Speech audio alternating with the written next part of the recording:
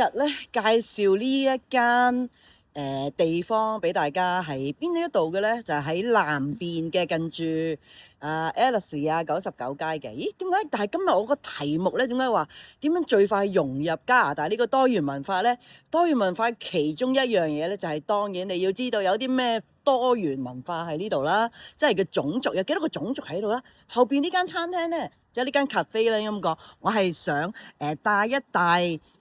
用食嘅方法先，就當然啦。我每次都介紹食嘅，今次咧係有一個目的嘅，因為呢間咖啡室咧係幾特別嘅。佢係咧一間咁啊埋少少啦，即係調轉咗啦。咁但係叫 Chawala 係啦，Chawala 係一間連鎖。影影先，出嚟垃圾桶嗱，呢度係一間連鎖嘅cafe 嚟嘅。呢一間連鎖嘅 cafe 喺邊一度嘅咧？陣間入去就再講多啲啦。我入去叫咗嘢食先。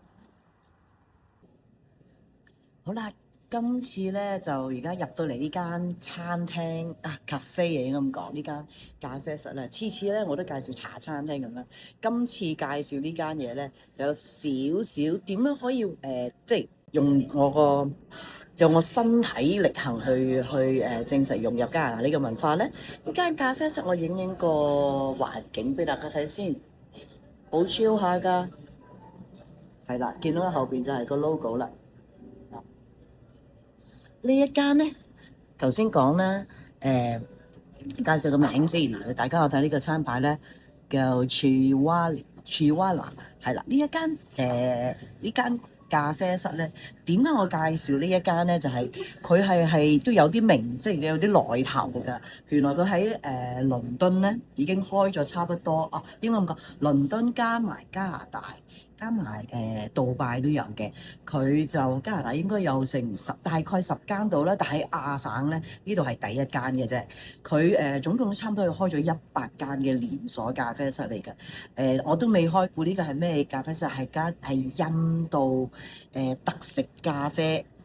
嗱，印度咧頭先話啦，印度特色咖啡即係咩咧？印度係茶啦。頭先咧即係話呢一間連鎖店咧，專門咧就係有印度茶，其實普通咖啡佢都有嘅，或者特色啲嘅咖啡都有嘅。咁我今日咧就特登試咗佢。今日咧我就要獎勵自己，因為星期三啦。喺加拿大嘅星期三咧，即係如果有家長嘅朋友咧，都會覺得即係好似又未放晒假，又未完啊！即係星期三係特別一個好厭悶嘅日子啊！咁今日咧就希望可以逢星期三都介紹啲地方俾大家試下啦。咁啊，今日介紹呢間叫印度咖啡啦，係啦，印度茶係啦，同埋呢個咧。或者今日啱啱咁好彩，我都冇隔開，就係我2點幾嚟啦，咁就食到佢呢個下午茶啦。呢個咩印度下午茶咧？啲包裝幾得意嘅，真係好因為如果你係英國或者而家英國嘅朋友啦，如果有即係睇緊啦，咁我哋就第一次食呢間餐廳啦，即係呢啲報紙包住咧，真係幾 raw 嘅感覺啦。俾你睇先，呢個係咩嘅下午茶嘅食品咧？就係叫 butter chicken wrap， 係啦。butter chicken 咧喺印度人嚟講咧係一個非常普遍嘅味道嘅種類嘅食物嚟㗎。試下先嚇，佢呢個 wrap 咧唔係即係我哋去即係我哋普通嘅超級市場或者係啲加拿大鋪頭，呢個咧就係個手餅，其實印度手餅。呢個 wrap 係印度手餅，幾好味喎呢個，呢個幾好味。所以如果有機會試呢個下午茶咧，咁啊可以試下呢個啦，幾好啊，2點至5點喎，記住係啦。咁我就睇下佢餐牌啦。第一次嚟我真係咁聽講呢間都咁出名，咁嚟睇下有啲咩啦。咁餐牌最上咧，佢有好多係早餐嘅。早餐嚟印度式嘅早餐係咩咧？其實頭先咧手餅啦，呢個手餅啦，同埋有啲係漢堡包。同埋有個叫做奄列嘅漢堡包嘅，又覺得好西式啦，因為佢又比較 fusion 啲嘅呢間咖啡室。咁當然啦，開咗成100間喎，即係佢都要融入啲外國少少嘅口味啊，裝修有啲個環境裝修咧係好舒服嘅。咁仲有啲每一日都有嘅，譬如佢好多啲burger 啊，同埋有啲係印度佢有啲印度嘅肉啊，kebab啊，即係嗰啲叫做燒肉，佢加啲汁啊，嗰啲都幾得意嘅，都有幾多啲選擇。同埋咧，最緊要咧，要係凍飲咧。如果我唔想食嘢喎，凍飲咧都有幾多。其實主要咧，你見到佢一半咧係茶嘅凍飲，有茶，同埋有啲好西式嘅 milkshake 啊嗰啲咁嘅，你可以試下嘅。芝士蛋糕都有啦。但係今日咧，我挑戰下自己啦，我就叫咗個係印度嘅呢個小食嘅，係好似係我俾筆出嚟俾大家睇，好似個即係可能你有啲印度朋友咧，可能都介紹過係一個即係咁嘅個波甜甜地，試下先。記住呢個好甜嘅，不過真係浸咗啲好甜嘅佢哋嘅汁叫做 Gulab Jamun。如果我唔知我有冇讀錯啊？係啦，喺甜品度你可以試下。咁我試下嗰杯茶先啊。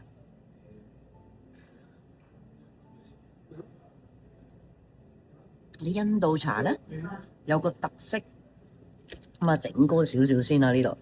咁啊易啲講啊，唔使成日彎低。好啲好啲。係啦，咁講翻先，同埋希望就唔好點茶好。咁講翻印度茶咧，咁我試咗呢個印度茶啦。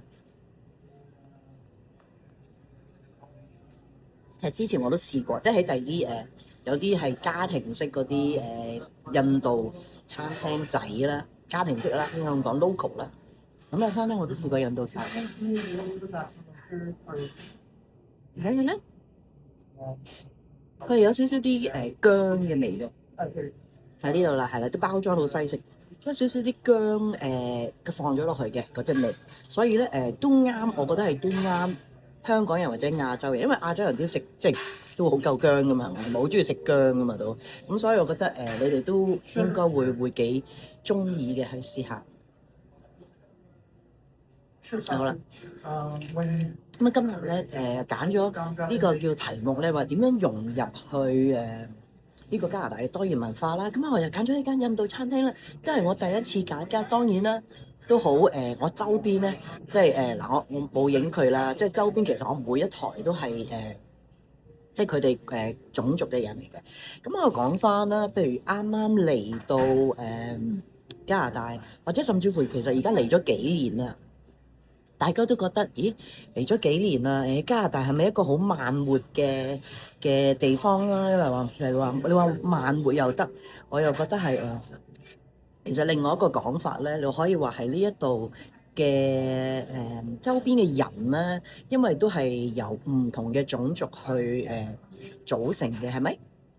唔同嘅組成嘅，咁咧，所以你哋會覺得係佢係因為你要接受唔同嘅人嘅文化。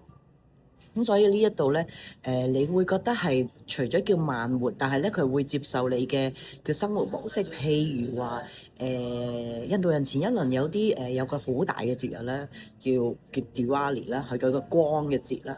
咁佢哋咧就需要齋戒啊，同埋即係要唔食嘢啊。咁學校咧，佢哋都會好配合嘅。即係或者你即係會配合你哋嘅時間啊，有啲咁，所以咯，覺得你係第一樣融入如果加拿大嘅文化啦。第一，我自己啦，我自己個方法啦，就係開頭咧當然你冇咁快，我唔會識佢嗰個語言啦，係咪？第一個文化我就食啦，要食佢啲嘢，譬如今日大力，即係呢個叫大家要易接受啲啦，同埋簡單啲啦。即係你可以食佢由佢嘅食物開始，因為咧你就你一憑佢嘅食物，你起碼你知道你接觸過。如果你身邊嘅，譬如你有小朋友嘅話，咁你譬如通常小朋友啲家長喺呢一度，你梗會見到有個印度人嘅家長，因為每一個學校咧或者每一個社區咧，呢個種族其實都幾多嘅，即係唔好大家以為自己中國人係好多，喺加拿大其實印度人呢個叫個種族喺最近呢10年咧都係升咗有好多人。係啦，咁講翻先啦。咁頭先就話，如果係我哋即係由佢飲食嗰度開始啦，試下譬如接觸下佢啲呢度我下次可以介紹佢已經係開咗好多啲，譬如印度啲餐廳啊、小食啊，即係一個 supermarket 啊，即係好買佢啲香料啊。即係如果你哋試下接受或者想用食完之後或者係試下煮佢哋嘅菜式啦，即係遲啲或者我都想學。我哋揾一集咧，就揾下佢哋嘅去個 supermarket。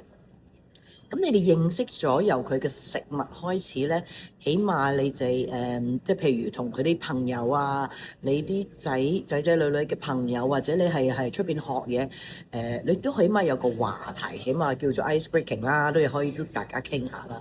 咁你又從一個飲食嘅文化去交流咧，你自己香港人，你當然可以譬如分享你自己屋企會煮啲乜嘢啊，或者你話你有食過咩餐廳啊，你介紹俾佢哋啊，呢個都係一個幾好嘅叫文化交流啦。咁我覺得你又唔需要咁負面，因為好多時我都聽到即係大家即係習慣咗，即係有好多叫做會梗係覺得係我哋自己即係由我哋自己嘅叫做即係自己為中心啊，好多時，但係記住喺加拿大生活咧係多元文化，因為佢真係呢個係加拿大。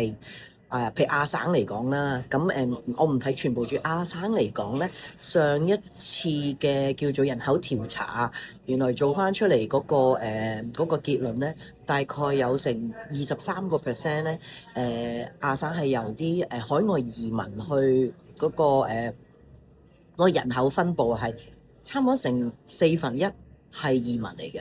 咁成個加拿大佢嘅移民政策都鼓勵係唔同國籍嘅人係嚟加拿大生活啦，所以咧就係大家唔會係唔尊重即係每一個文化啦。